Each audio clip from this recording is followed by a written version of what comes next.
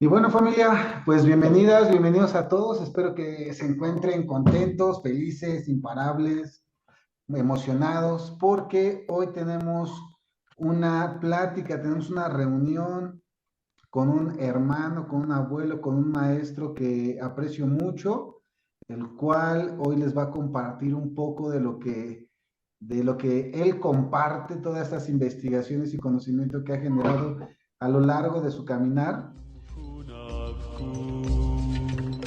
Evan Maya Emaho Ayum Hunapku Evan ¿Qué tal, César? Maya Es un gusto volver a coincidir por este medio y gracias a todos por estar.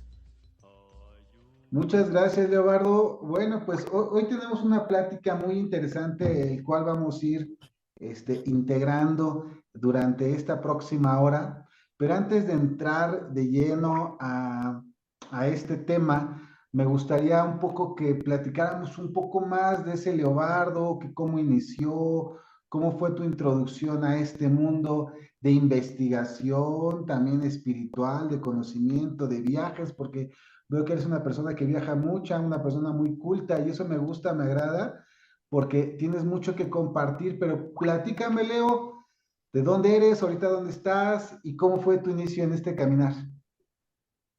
Bueno, muchas gracias, César, y a todos nuevamente, sean ustedes bienvenidos. Bueno, mi nombre es Leobardo Peña Martínez.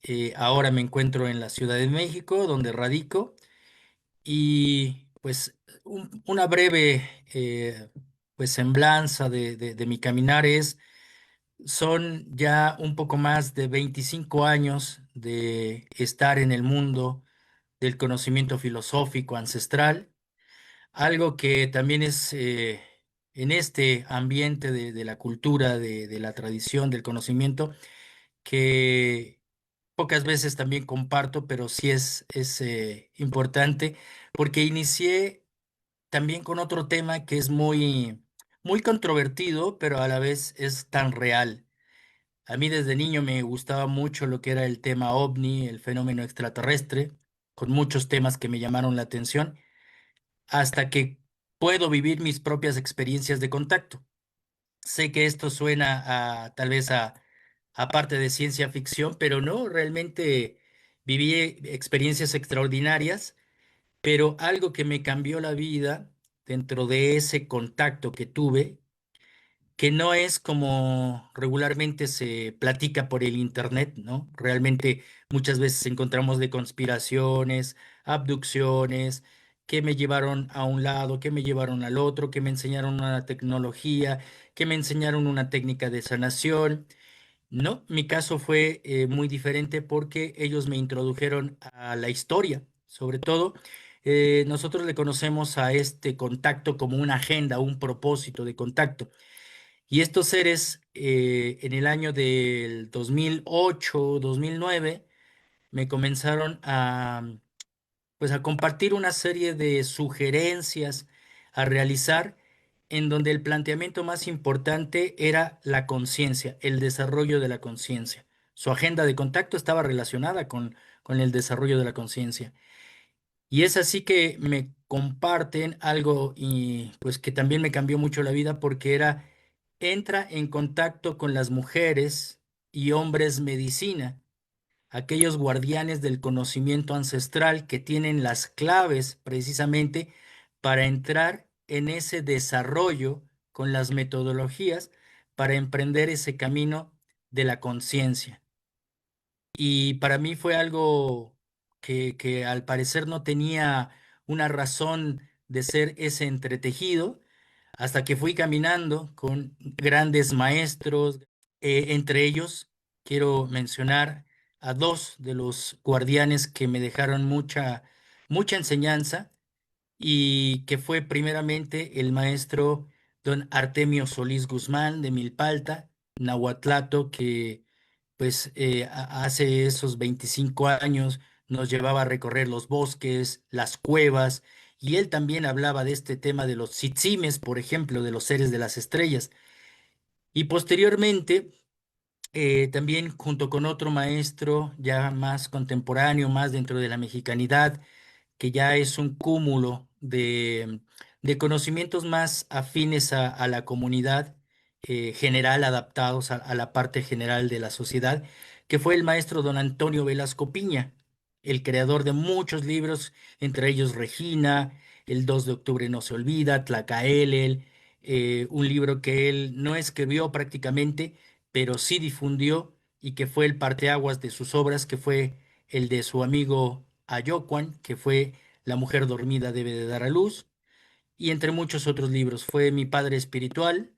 Y después, en ese caminar, yo creo que fue en el 2014 precisamente, cuando conozco al último guardián olmeca activo del linaje, que ya también todos mis maestros trascendieron, y me refiero al abuelo Jesús Fabián Ortiz, el abuelo olmeca.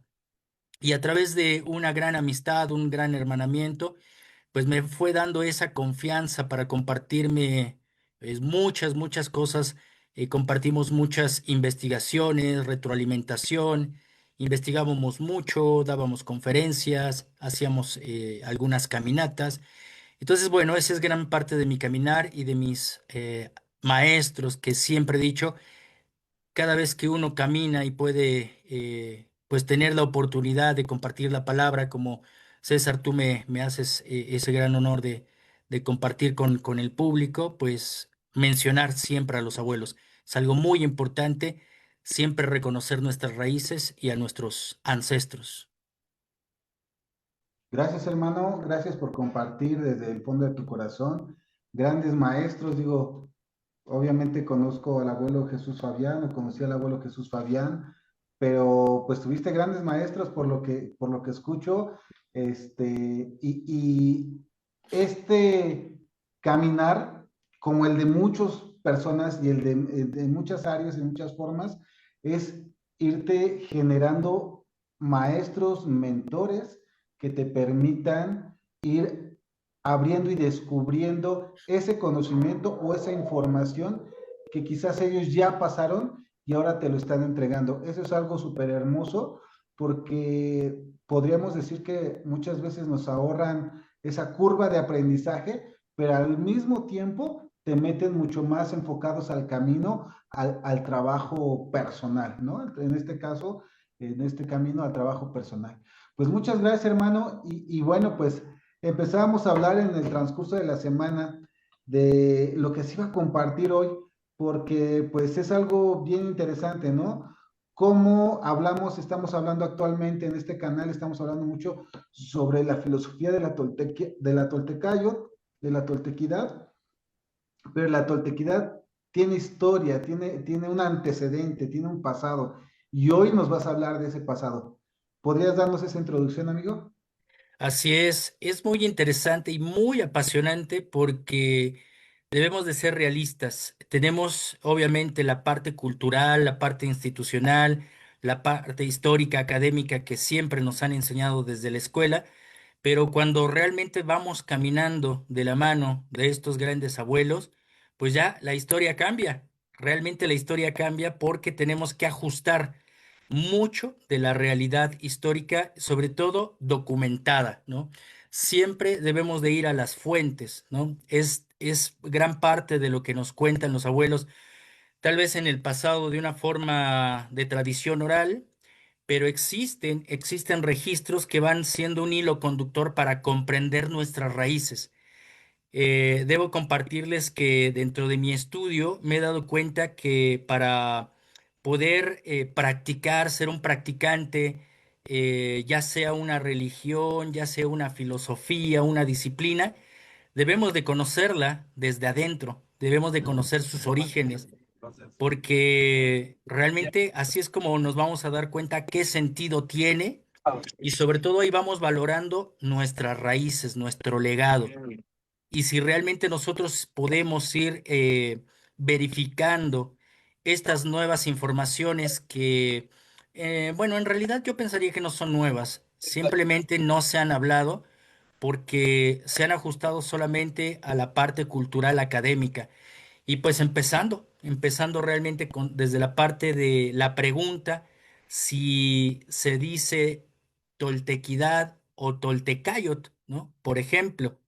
Y es que desde la parte documental seguimos ciertamente un hilo conductor y aprendí a través del abuelo Fabián que la toltequidad comienza precisamente desde un origen olmeca.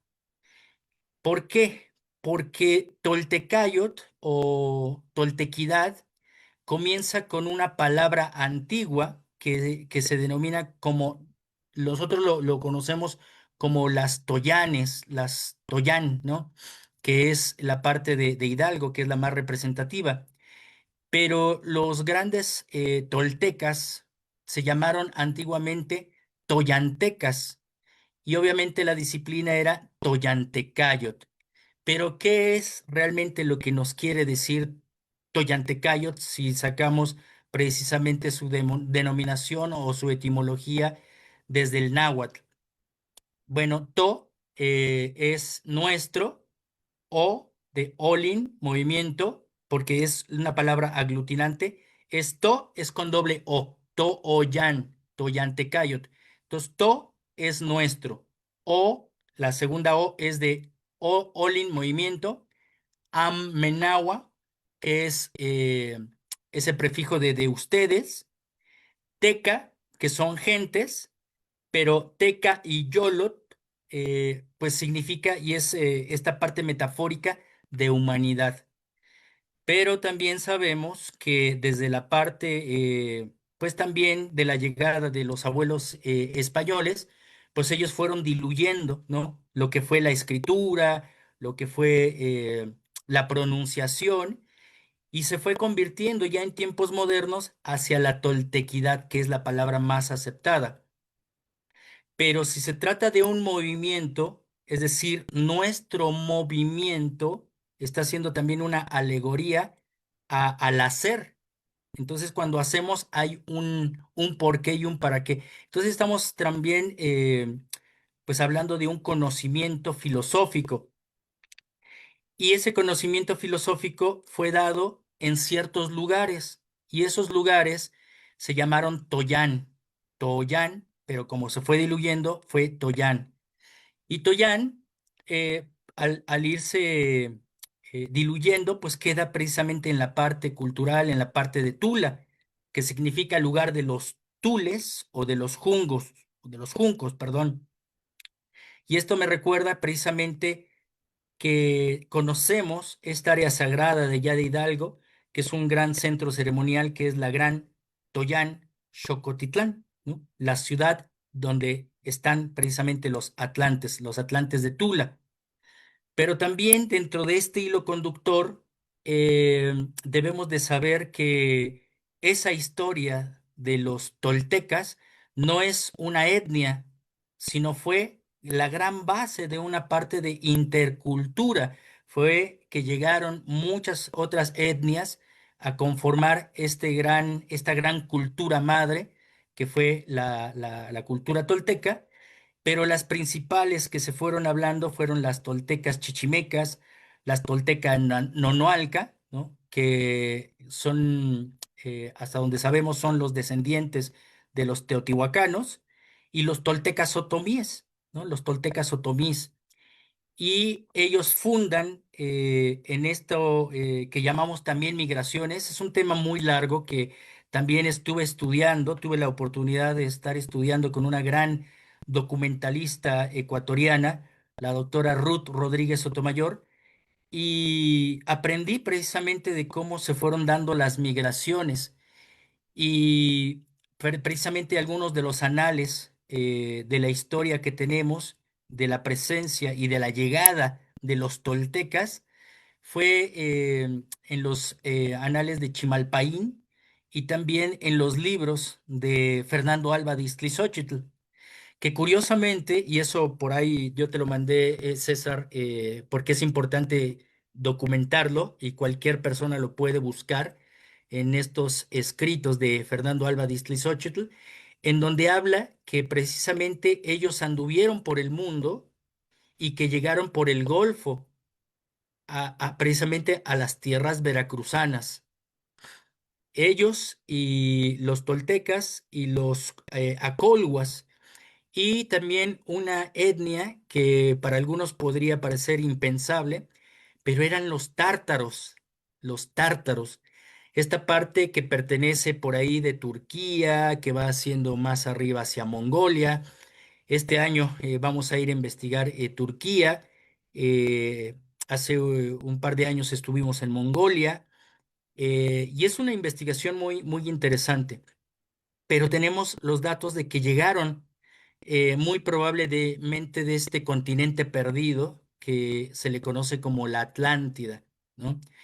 De ahí tenemos en cuenta que llegaron no solamente los toltecas, así como lo marca o lo sugiere Fernando Alba de Iztlizóchitl.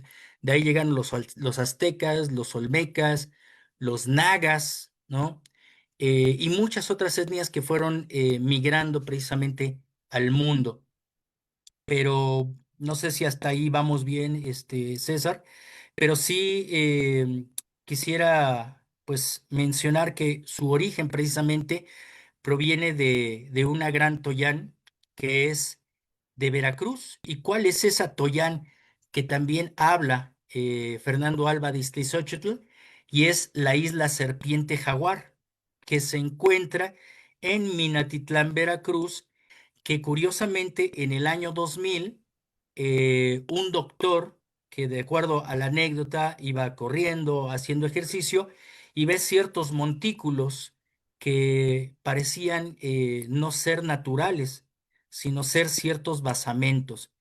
Y entonces lo da a conocer a los arqueólogos y bueno, a través de las investigaciones, pues encuentran el origen y el nombre, la Gran Huehuetlalpalan, el lugar de la tinta roja y negra, que es un emblema precisamente de la parte del conocimiento tolteca, que hoy actualmente lo conocemos. También te he mandado por ahí unas fotografías en donde ustedes pueden ver, también lo pueden localizar, cuáles son los colores que se utilizan dentro de este símbolo de la toltequidad, ¿no? Este amarre, que son las dos mariposas, pero está la tinta roja y negra. En algunas pinturas precisamente de Teotihuacán, vemos muchas pinturas en donde está precisamente la pintura negra y roja. ¿Qué simbolizan la tinta negra y roja? Pues dos caminos iniciáticos. Esos caminos iniciáticos empezaron con la parte olmeca, a través de dos linajes que nuestro gran avatar, Seacatltopiltzin Quetzalcóatl, tuvo que trabajar porque él viajó, precisamente así se le conoce a la isla Serpiente Jaguar, como la isla de Quetzalcóatl. Ya está totalmente registrado desde el año 2000. Los arqueólogos denominaron a este lugar como la isla de Quetzalcóatl, pero obviamente por ser la parte olmeca, pertenece a un linaje primario que es el de la serpiente jaguar. Debemos de entender también que hay dos linajes que pertenecen a la toltequidad, pero son mayormente aceptados en la parte olmeca, pero se tienen que incorporar a la parte tolteca, si no, no se puede comprender el trabajo filosófico. Si nosotros podemos comprender que existen dos linajes, no solamente el de Quetzalcóatl, y trabajar sobre el linaje de Quetzalcóatl, esto lo tenemos datado porque en la parte de Cacaxtla, en la parte de Tlaxcala, en uno de estos templos, existen los murales en donde están los dos linajes. Lo que es el sacerdote o guerrero jaguar, que está ataviado con su vestimenta de jaguar, pero está posado, está parado sobre una serpiente de agua, una serpiente con garras, con colmillos, es una serpiente jaguar, pero también tiene pues estas astas de venado. Las astas de venado porque significa que es el mensajero.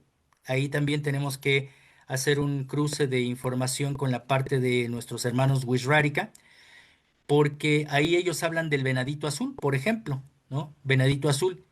Y el azul es primordial para la cultura olmeca y para la cultura maya, para los sacerdotes, porque el color azul es la sutileza del espíritu. Y del otro lado, el otro mural es pues el guerrero águila que está ataviado de plumas, pero está sobre una serpiente preciosa de Quetzal. No podemos sacar de nuestro contexto filosófico estas dos figuras o arquetípicas, sobre todo porque es el balance, es algo que buscaban también los toltecas para encontrar esa parte del saber vivir, lo que es el arte de crear precisamente al ser humano como una mujer y hombre de experiencia propia, que se convierte en un ser consciente, ¿no? Entonces, no sé si hasta aquí vamos Sí, bien, vamos si... muy bien.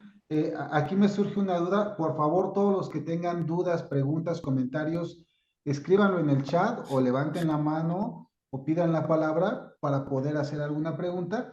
A mí me surge una, hermano, para todos los que nos están viendo, ¿qué significado entonces tiene esta serpiente con dos cabezas distintas? Ah, bueno, es que aquí para el trabajo de la potencia del espíritu, precisamente, que es el común denominador de la palabra de la búsqueda de la conciencia de la parte tolteca, pues debe de tener pues dos polaridades, la conciliación de dos polaridades que habitan en el ser humano, que son las fuerzas creadoras. Una es la parte femenina y otra es la parte masculina, que cuando hacen este cruce, por eso encontrarán en pues sí, algunos monumentos toltecas, pero sobre todo en la parte olmeca, encontrarán estatuas precisamente con la parte de la cruz que está en la parte de su vientre, en la parte de su corazón y en la parte de su cabeza. Esas esculturas olmecas también existe una en especial que en la parte trasera se divide sus dos lóbulos cerebrales. Entonces, si hablamos que existen dos energías, la masculina y la femenina, esa interconexión hemisferial, cuando estamos realmente conciliados y en armonía, da paso precisamente a una tercera energía. Esas dos serpientes o dos cabezas de serpiente, sabemos perfectamente que la energía, nuestros ancestros, y en todas las partes del mundo, solamente que en la parte judía o en la parte judio-cristiana, es cuando se empezó a mover precisamente la interpretación de que la serpiente era mala, era negativa, pero no. Lo que simboliza la energía es el movimiento. ¿Cómo es el movimiento de la energía? A través de las frecuencias, ¿no? Porque nosotros los seres humanos emitimos frecuencias, somos energía, pero la calidad de energía contiene información. Entonces, esa información, cuando la estamos trabajando en la conciliación, eso se llama un trabajo iniciático. Por eso la parte, cuando se menciona el trabajo de la tinta negra y roja, está hablando de la tinta negra, que es el trabajo del linaje serpiente jaguar, pero es el linaje de Tezcatlipoca. Y el color rojo pertenece al trabajo de la serpiente emplumada, que es Quetzalcóatl, que es el objetivo del tolteca, ¿no? Encontrar la potencia del espíritu, pero a través de un proceso biofisiológico que obviamente son muchas técnicas. Muy bien, qué hermoso lo compartes. Entonces, al final, estas dos energías generan una tercera energía que, ¿cómo podemos, cómo podemos nosotros, los que estamos viendo esto, empezar a trabajar estas dos energías dentro de nosotros? Bueno, así como muchas veces hemos escuchado, ¿no? Algunas frases de que todos somos mayas, todos somos mexicas, también yo diría que todos seríamos olmecas y tendríamos que comprender primeramente si asumimos, o como a través de mi investigación y de esta experimentación de camino, porque esto se va experimentando, ¿no? Me recuerdo mucho que mi maestro, don Artemio Solís Guzmán, decía, tienes que hablar con testimonio, no puedes hablar de algo que no has practicado. Entonces, cuando fui practicando el conocimiento olmeca y sabiendo que es la cultura madre, tenía que entender primero ¿qué significa Olmeca? Si son los antecedentes de la toltequidad, Toltecayotl, ¿qué es lo que significa ser Olmeca? Porque Olmeca, Tolteca, Maya, Teotihuacano, ya son nombres que fueron muy contemporáneos, que se fueron dando precisamente con la era mexica, porque los olmecas y teotihuacanos no se sabían los nombres de quienes habían habitado. Entonces, a través de estudiar sus glifos, sus esculturas, se dieron cuenta de qué título, o ellos le pusieron un título a cada cultura que ellos fueron encontrando, que no es que estuviera desaparecida, es que se fueron y enterraron todo precisamente para que algún día, y sobre todo en este tercer milenio a partir del año 2000, se fuera reencontrando ese regresar de lo sagrado.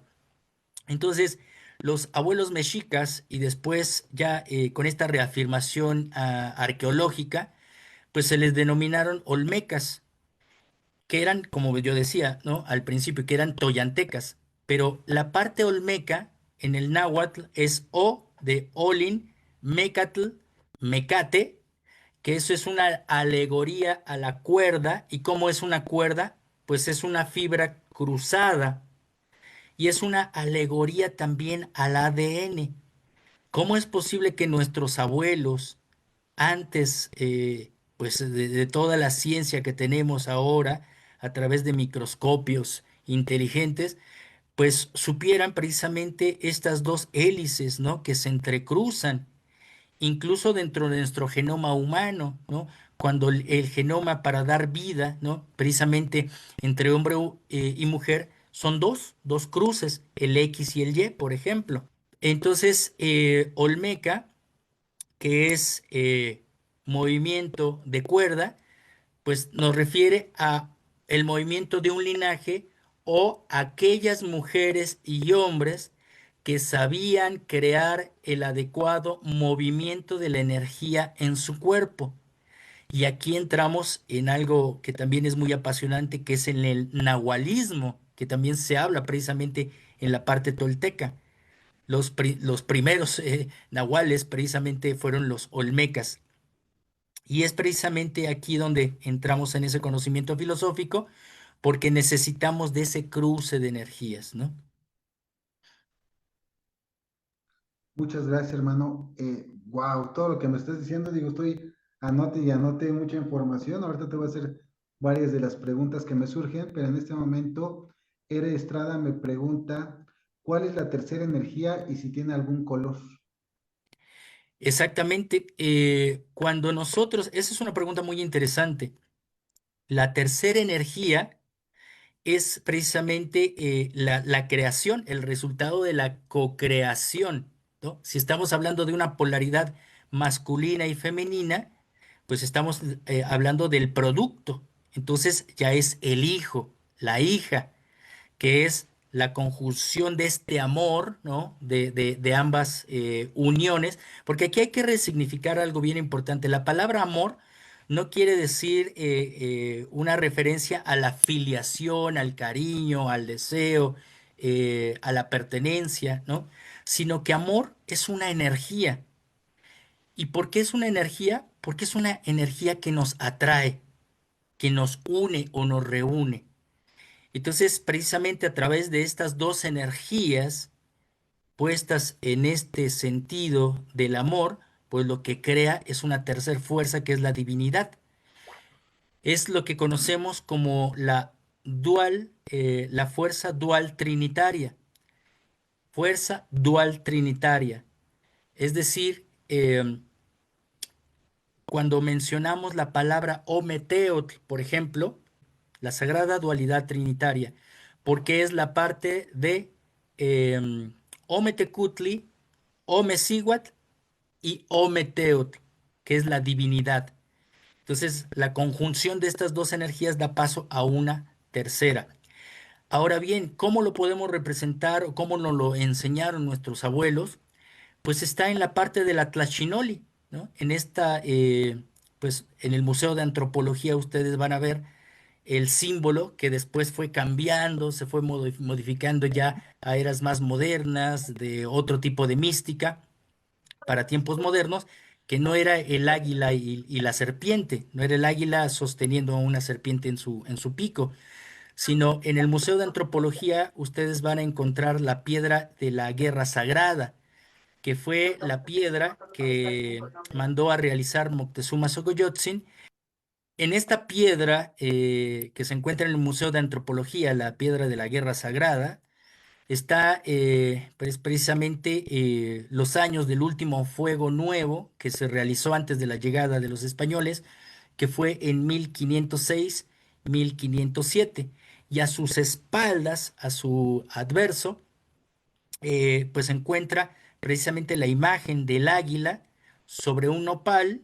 Ese nopal está emergiendo de una calavera, pero es una águila que no tiene una serpiente, sino que tiene un símbolo. Ese símbolo de la guerra sagrada, que no es ninguna guerra como la conocemos, sino es una batalla interior, ¿no? Es una conquista de lo sagrado interior, se le conoce como Atlachinoli. Y el Atlachinoli es el agua fuego, que es el agua azul y el rojo es el fuego. Cuando nosotros combinamos el rojo y el azul, me podrán decir qué color se hace. Esa combinación da el violeta. Y el violeta lo conocemos en todas las culturas, en todos los conocimientos filosóficos.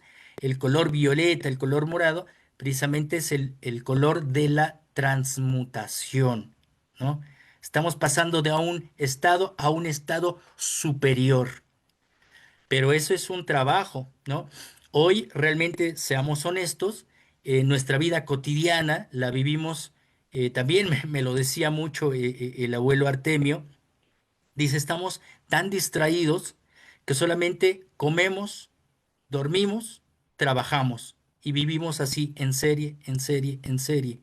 Pero nuestros abuelos, olmecas, toltecas, mayas, que fueron heredando este conocimiento de la potencia del espíritu, encontraron todas las fórmulas, todas las metodologías para crear seres conscientes.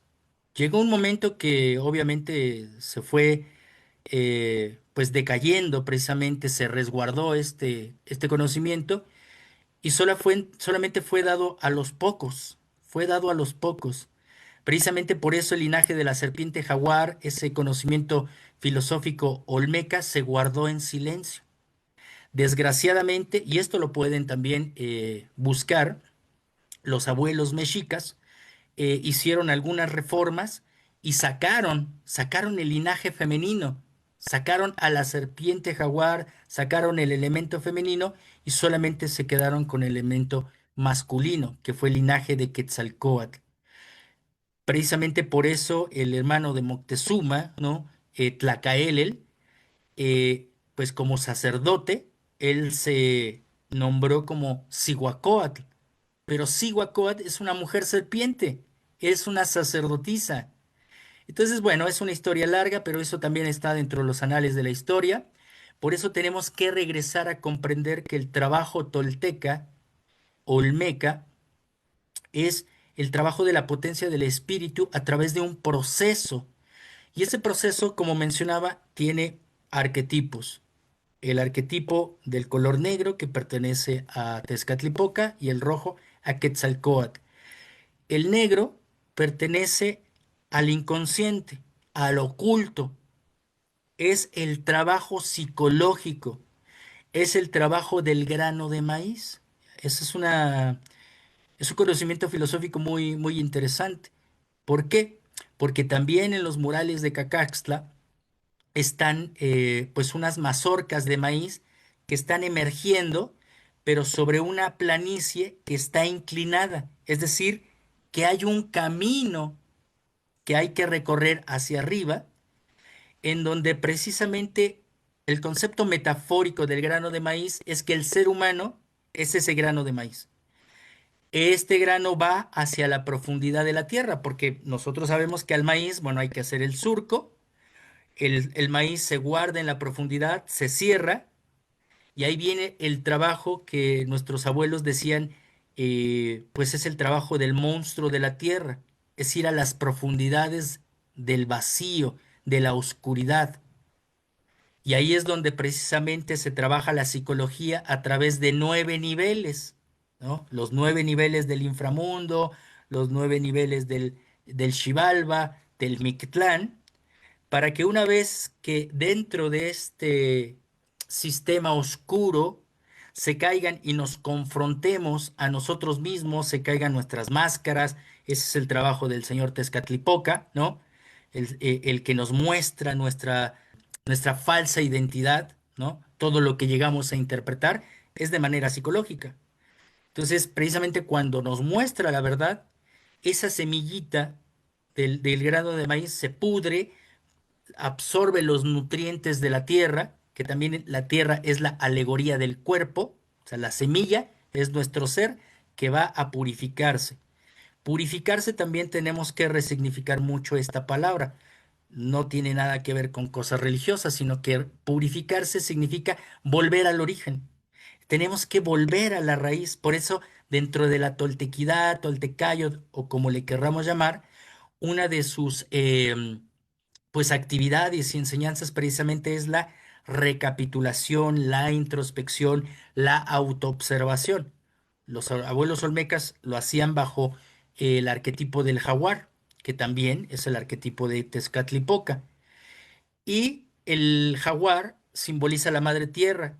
Cuando menciono que nosotros tenemos que ir a la profundidad de la madre tierra, también la madre tierra es el cuerpo humano, ¿no? Es el cuerpo humano y empieza precisamente dentro de la parte filosófica de la potencia del espíritu, una, pues sí, una consigna, una frase también muy célebre que también se habla en otras filosofías, como en Grecia es, conócete a ti mismo, conoce tu cuerpo.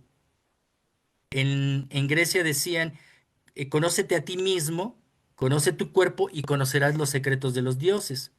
Aquí es conócete a ti mismo, conoce tu cuerpo y encontrarás el camino hacia la potencia del espíritu. Entonces, es otro grado muy interesante, ¿no? Entonces, ustedes observarán nuevamente cuando me retorno precisamente a los símbolos que adquirieron nuestros abuelos mexicas de los olmecas y de los toltecas, porque ellos fueron heredando ese conocimiento hasta nuestros días. Por eso, hoy tenemos este conocimiento. Cuando hablamos de la Tlaxinoli, que era la pregunta, o sea, cómo se genera la conciliación de los complementarios para generar una tercer fuerza.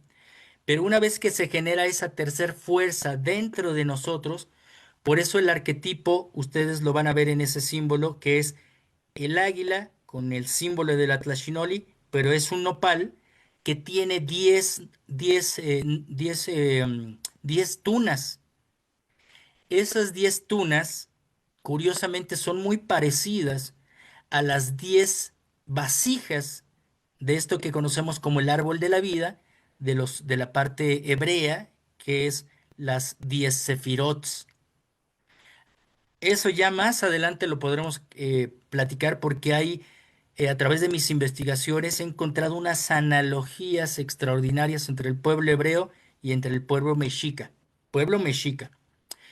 Entonces, ustedes van a observar que es el águila que está sobre un nopal, pero les había compartido que ese nopal nace de una calavera, que es un personaje que se guarda dentro de la historia como Copili, ¿no? Copili, y ese árbol sagrado que nace de la muerte psicológica, que es el nopal, puede ser el nopal, puede ser la ceiba o puede ser lo que le conocemos como el teotl. Teotl es el árbol sagrado, es el árbol sagrado. Y ese árbol sagrado es lo que hoy conocemos y también tenemos que resignificar que es el bastón, porque hoy en la actualidad se ha popularizado mucho que a partir de los 52 años se tiene que otorgar un bastón para caminar. Eso es una parte simbólica, pero no es en la parte real como tal, filosófica, una actividad. No es para tenerlo, no es para tener un grado, no es para lucirlo, no es para decir, hoy yo soy un abuelo porque ya tengo un bastón, sino que el bastón o ese teotl, esa vara, representa mi trabajo de mi columna vertebral. El teot es nuestra columna vertebral. Si algo tienen también los abuelos toltecas dentro de este conocimiento filosófico, es también el concepto de la mariposa. Ustedes observarán que en los atlantes de Tula, pues tienen solamente una mariposa en el corazón, pero el conocimiento filosófico nos muestra tres mariposas. La mariposa del área de lo que es la parte del vientre hasta el hueso sacro, por eso es sacro, sagrado. La pelvis tiene forma de mariposa.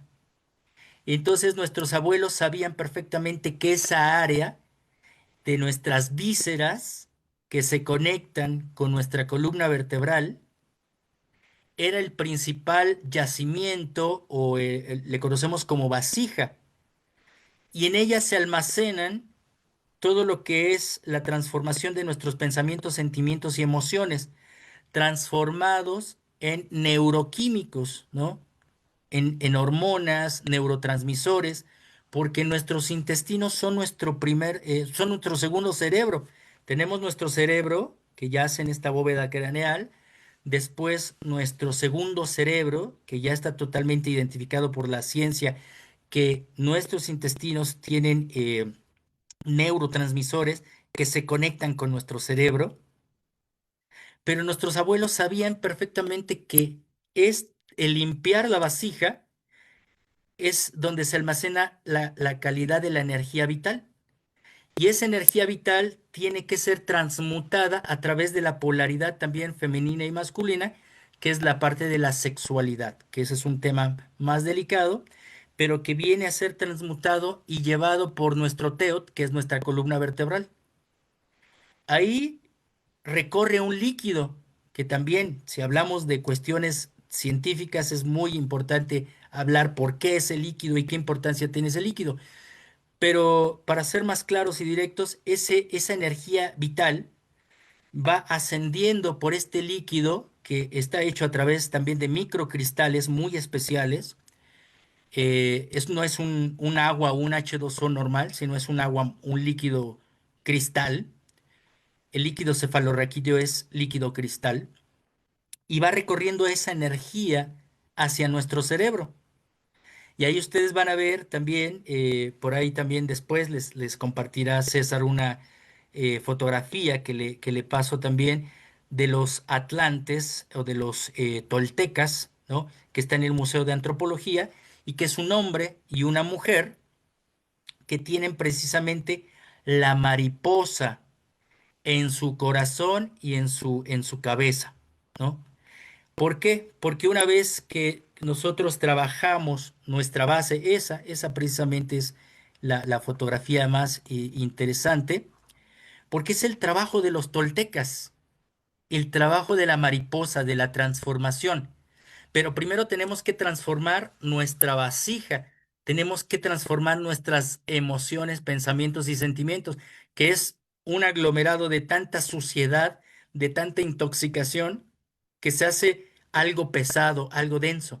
Entonces, cuando nosotros lo trabajamos a través del aspecto psicológico, se va haciendo más sutil, se va haciendo más sutil y va recorriendo esta columna vertebral hasta llegar a nuestra cabeza, nuestra también mariposa, que ustedes ven tanto en el hombre como en la mujer, que alcanzan precisamente el grado de Quetzalcóatl o el grado de Cuculcán.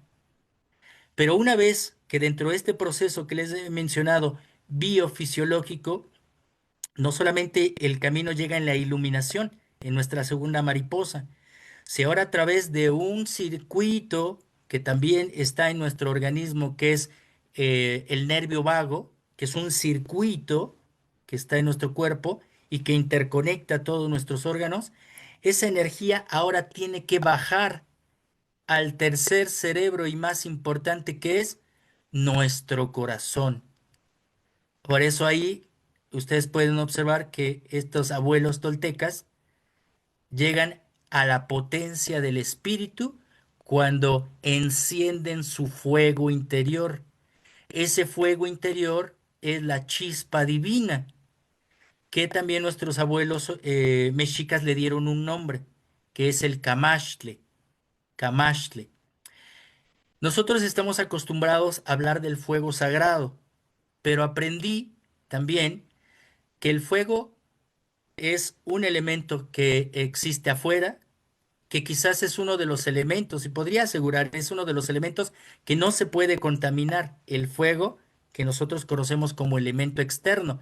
El agua se contamina, la tierra se contamina, el aire se contamina, pero el fuego no se contamina.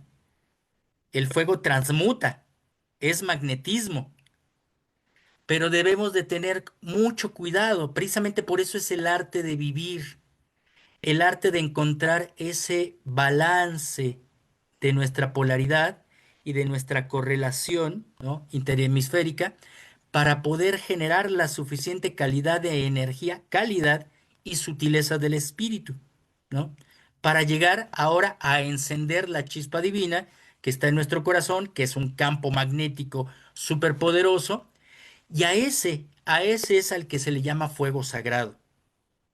Afuera es el fuego nuevo, el fuego viejo, pero el fuego sagrado, nuestros abuelos siempre se referían al fuego interior, al fuego que yace en nuestro corazón, ¿no? Entonces hay mucho, mucho que hablar acerca de ese legado y origen precisamente de nuestros abuelos toltecas. Entonces no Wow, sé si ahí en comparte esa mucha, parte vamos mucha, platicando. mucha información. Aquí hay ya varias preguntas. La verdad me dejas hoy con más dudas que respuestas. Ese es el chiste, Mira, me están preguntando, bueno, Tuda, ¿Tezcatlipoca es azul o negro? negro, Bueno, negro, muy bien. Acá nos pregunta Samantha, ¿el árbol de Temoaschán Temoanchan, Temoanchan. es el mismo al nopal de la ceiba? Sí, sí, sí, sí, sí, realmente ese es el objetivo, ¿no? El árbol sagrado te lleva a la casa sagrada, que es el Tamuanchán, a tu conciencia. Muy bien. Por acá, hermano, entonces, me gustó algo que compartiste que dijiste, purificar es volver al origen. ¿Cómo Exacto. podríamos entonces volver al origen? ¿Qué es el origen? ¿Cómo nos podrías desmenuzar esa palabra para nosotros poderla comprender? Sí, cuando nosotros podemos ir al origen es porque es como si fuéramos una computadora. Realmente somos una computadora eh, biogenética, ¿no? Una computadora genética, ¿no? Biológica. Nosotros almacenamos memorias y también nos contaminamos de virus, ¿no? A través de nuestra historia de vida, no es lo mismo una conciencia de niño, una conciencia de adolescente a una conciencia de adultos. Se va contaminando a través del tiempo, ¿no? A través de experiencias, disciplina, indisciplina, lo que se llaman ahora actualmente heridas, ¿no? Y todo eso va generando información, es decir, se van acumulando esta serie de virus, si lo queremos ver como esa parte de analogía con una computadora. Entonces, ¿qué hacemos cuando nuestra computadora está saturada? Cuando está saturada o cuando tiene virus, la formateamos, la reseteamos y la volvemos para que vuelva a su estado original, es decir, limpiarla. Entonces yo lo que sugiero y he aprendido precisamente a través de la toltequidad, toltecayot, a través de ese conocimiento filosófico olmeca, es que sí o sí el trabajo psicológico es el más importante, terapia, como canasta básica. ¿Por qué? Porque solamente a través de limpiar todo lo que son nuestras interpretaciones, que fuimos adquiriendo de niños, las vamos llevando a los adolescentes y después el adolescente se va convirtiendo en un adulto. Y los adultos, pues nos convertimos en adultos niños o adultos adolescentes. Pero el trabajo de la potencia del espíritu, el trabajo de la madurez es llegar a ser adultos adultos. Entonces, si tenemos experiencias de vida, que nadie se salva de tener patrones limitantes en su vida, pues obviamente nuestros abuelos sabían precisamente, eran unos grandes psicólogos y tenían pues sus métodos, ¿no? Los métodos que hemos hecho, por ejemplo, cuando estamos en un temazcal. Cuando estamos en un temazcal hacemos una introspección, pero hacemos una recapitulación precisamente. Volvemos a entrar al vientre materno y vamos a conciliar también ese contacto con mamá, o cuando nacemos vamos a reconciliar ese contacto con el exterior, con papá, ¿no? Entonces, a eso me refiero con resetear, con formatear nuevamente nuestras memorias, ¿no? Porque como he mencionado, no solamente el ser humano es genética como ADN, ¿no? ADN, que son las características biológicas. Dentro de mis investigaciones, porque eso es lo que me gusta, investigar para poder desmenuzar y compartir con las personas qué es lo que sucede en nuestra conciencia, qué es lo que sucede en nuestro cuerpo, y al comprenderlo, dónde las acciones están generando un impacto que va a dar paso a la realidad, ¿no? O sea, a la construcción de realidad, porque también los abuelos toltecas son los creadores de realidad, ¿no? Por eso, eh, pues se tienen, como mencionaba, no solamente la parte del temazcal, sino ahora vienen otras técnicas que, por ejemplo, es la autoobservación, ¿no? La autoobservación. Cuando nosotros podemos entrar en una fase como observadores, es decir, yo a través del poder de mi imaginación voy a desdoblarme y voy a imaginarme a Leobardo de pequeño y voy a ver qué es lo que tenía, ¿no? Cuando hacemos una recapitulación, me veo triste. Entonces, cuando hacemos una autoobservación, el observador puede llegar a anular incluso la tristeza o la sensación, emoción que vamos viviendo, ¿no? Si yo vivo la tristeza de un niño, si yo me veo de adulto y veo al niño, ¿quién está viendo la tristeza? ¿El niño o el adulto que está observando? Lo está observando el adulto. Entonces, automáticamente la tristeza del mismo que pertenece del ser observado se anula. Es como la parte de la respiración también. Nosotros decimos, ¿cómo aquietamos la mente? Si cuando nosotros meditamos, muchas veces nos ha ocurrido que queremos meditar y de pronto comenzamos a pensar, híjole, pero dejé este pendiente. No, no, voy a regresar a meditar. Sí, pero, ay, se me olvidó pagar la tarjeta. Hay un factor de distractores. La mente, callar la mente, parar el diálogo interior. Eso se hace no con la mente, sino se hace a través de la respiración. Cualquier persona puede realizarlo. Si nosotros meditamos y ponemos atención a nuestra respiración, o sea, respiramos, retenemos y exhalamos, pero escuchamos nuestra respiración, automáticamente se apagan los pensamientos. Automáticamente. No se pueden hacer las dos cosas a la vez. Donde enfocamos nuestra atención está nuestro poder y está el poder de la realidad. Y debemos de comprender también qué es la realidad. La realidad es el punto de enfoque que nosotros estamos interpretando, y lo que interpretamos se está materializando, ¿no? Si yo realmente digo, esta emoción me hace sentir triste, pero es algo que puede ser pasajero, si yo le pongo demasiada atención y lo estoy repitiendo, entonces mi entorno se va a volver triste. Va a haber circunstancias que se van a conectar con la tristeza, música, cualquier otra situación del entorno. Nosotros somos creadores de realidades, porque es nuestra percepción la que genera la realidad. Es nuestro cerebro el que va generando la realidad a través de la percepción.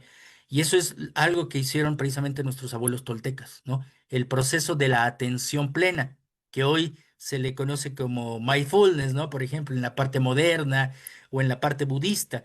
En realidad, eh, les podría decir que incluso dentro de mis investigaciones hemos podido datar que el conocimiento que tenemos a través de la meditación, de las posturas, ¿no? También lo que se conocen como los mudras en Oriente, los teníamos aquí en América. Los tenían los mayas, los tenían los olmecas, los tenían los toltecas. Y es que el origen de las civilizaciones de hace aproximadamente em, de entre unos 15.000 años hacia nuestro tiempo actual, se dio una gran migración del centro de la Tierra, porque si estamos hablando también les comentaba de dónde llegaron los toltecas, que es donde habla Fernando Alba de Iztlizóchitl, habla que los toltecas anduvieron por el mundo, pero llegaron por la parte del Golfo. ¿Cómo es que andaban por el mundo? ¿No que ya eran nativos de aquí?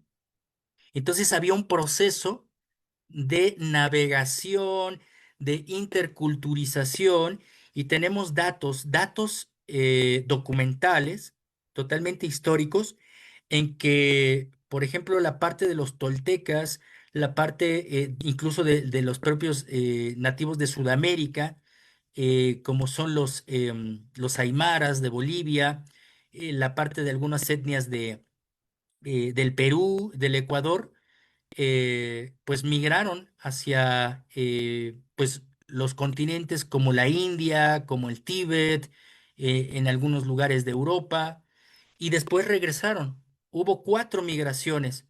Entonces tenemos migraciones por tierra de Sudamérica hacia la parte de Yucatán, y tenemos migraciones que llegaron por la parte de Yucatán y por la parte del Golfo, el Golfo de México.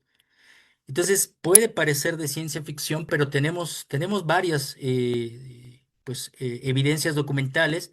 La doctora Ruth Rodríguez Sotomayor, que ya desgraciadamente ya falleció, ella también, vuelvo a reiterar, desafortunadamente la parte de la investigación es muy mal pagada, ¿no? Ella hizo 50 libros, amigos, hizo 50 libros, de los cuales solamente pudo editar 8, y entre ellos una enciclopedia que no pudo dar a conocer al mundo. Nosotros, como parte de una institución con la que colaboro en Francia, el Instituto Akamani, colaboró precisamente para la elaboración de esta enciclopedia de 5 tomos. Se perdió. ¿Por qué? Porque murió la doctora. No se pudo lanzar al mercado, no se sabe quién se la quedó. La doctora vivía sola en España, no tenía familia, no sabemos los demás libros dónde quedaron. O sea, se hizo 8 libros publicados, pues están 42 que ya había terminado y que se quedaron engargolados. ¿Dónde quedaron?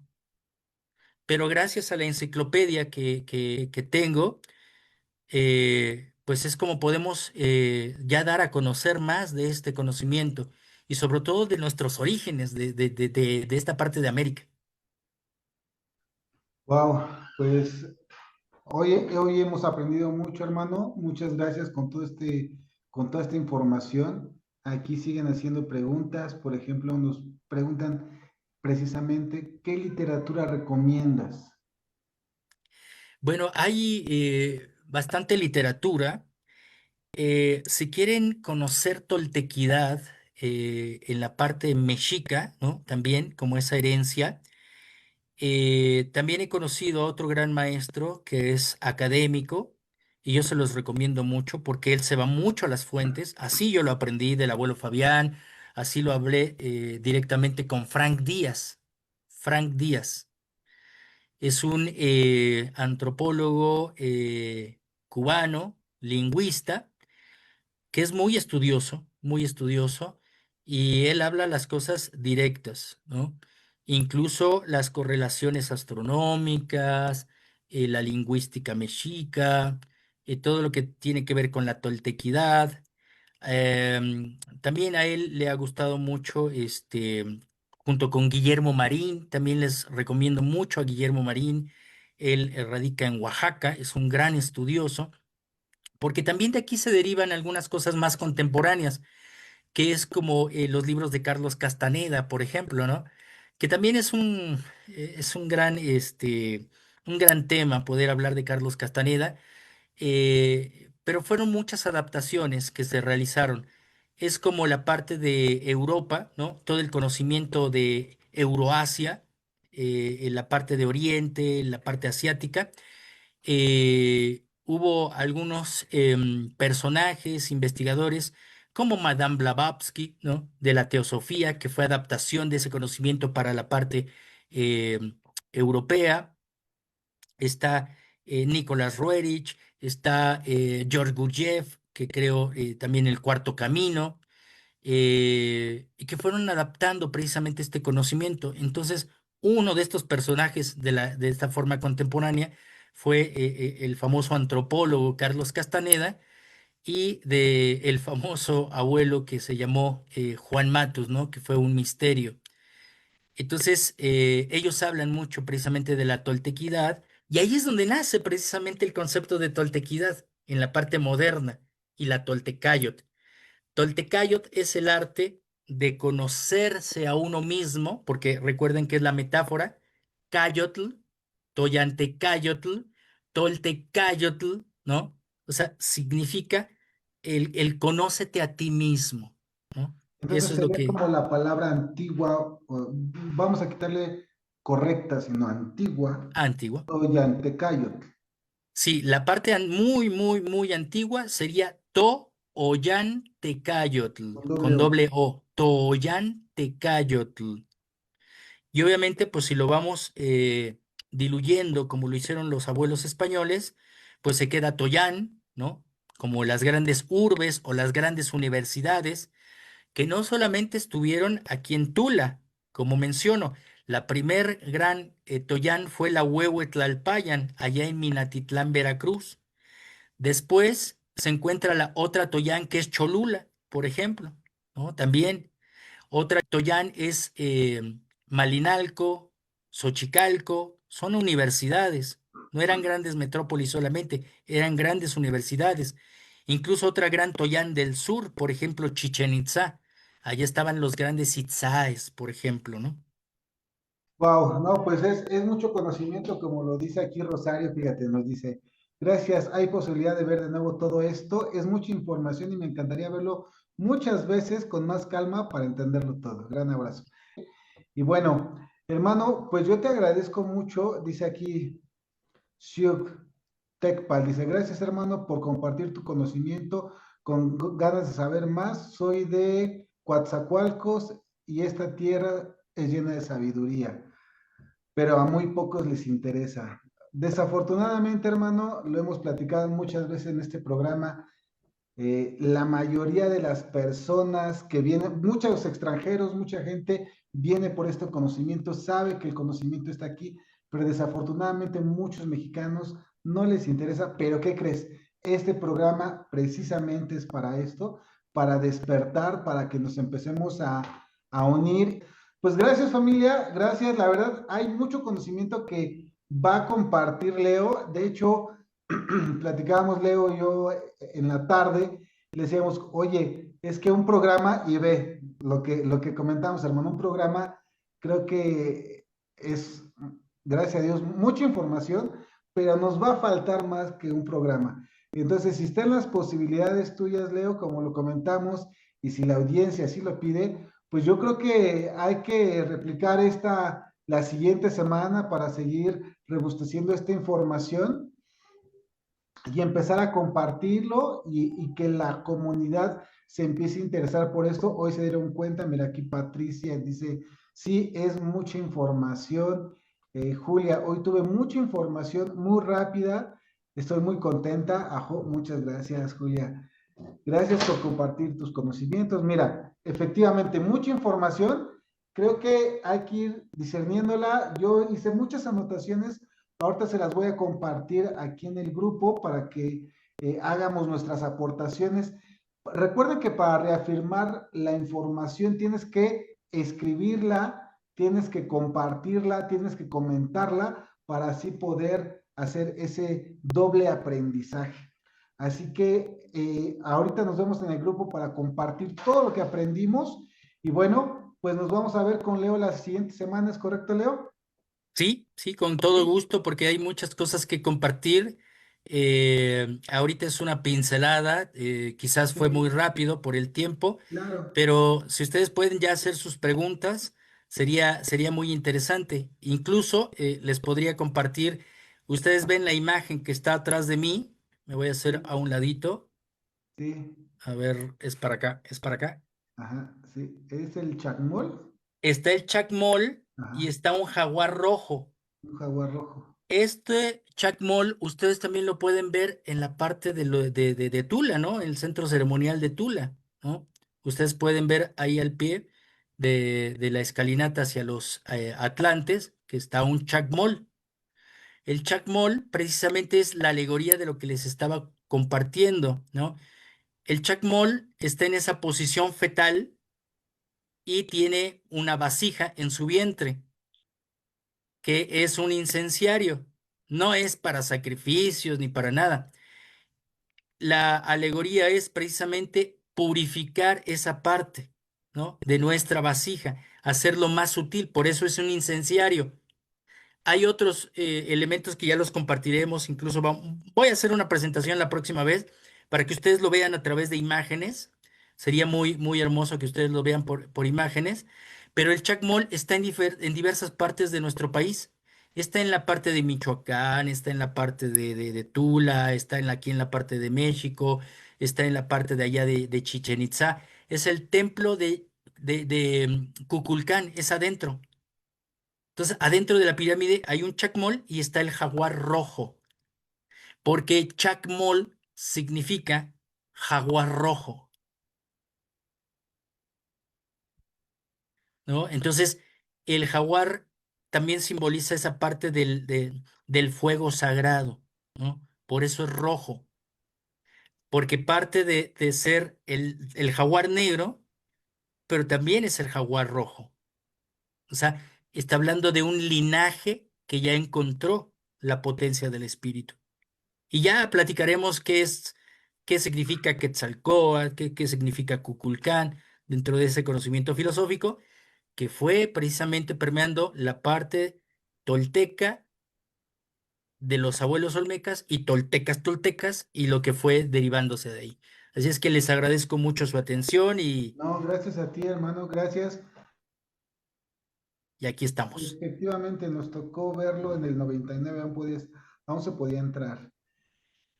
Y bueno, también el chacmol, ya nada más como último comentario, es una técnica para despertar también en los sueños floridos, hermano, ¿es correcto? Que Sí, bueno, eso ya lo tocamos en otro tema para que se queden ahí picada la gente, porque es un ejercicio que se hace para poder despertar en astral, por decirlo de alguna manera, o tener esos sueños floridos, o ese sí. despertar de conciencia en la cuarta dimensión de la que tanto hablamos. Ese contacto entre el tonal y el nahual. Y nada más como tarea, ustedes analicen para la próxima ocasión, examinen y observen qué encuentran en la placa de Pacal, de la tumba de Pacal, la famosa placa, que nada que ver con el astronauta de Pacal. Y ya lo vamos a platicar, lo vamos a platicar. Les haré una presentación con mucho cariño. Ah, muchas gracias. Ya lo anoté para dejar, para hacer mi tarea. Entonces, muchas gracias, hermano. Pues familia, les agradezco mucho por haberse conectado. A todos los hermanos que están en redes sociales también, muchas gracias por estar aquí. Y bueno, me despido agradeciendo a Leobardo Peña por toda esta información, por todo este conocimiento, por tu energía, por tu disposición y pues a seguir en este camino, a seguir compartiendo. Gracias familia, nos vemos en el siguiente martes 9:11 de la noche y recuerda que es fácil volar cuando decides abrir tus alas. Bye. Devan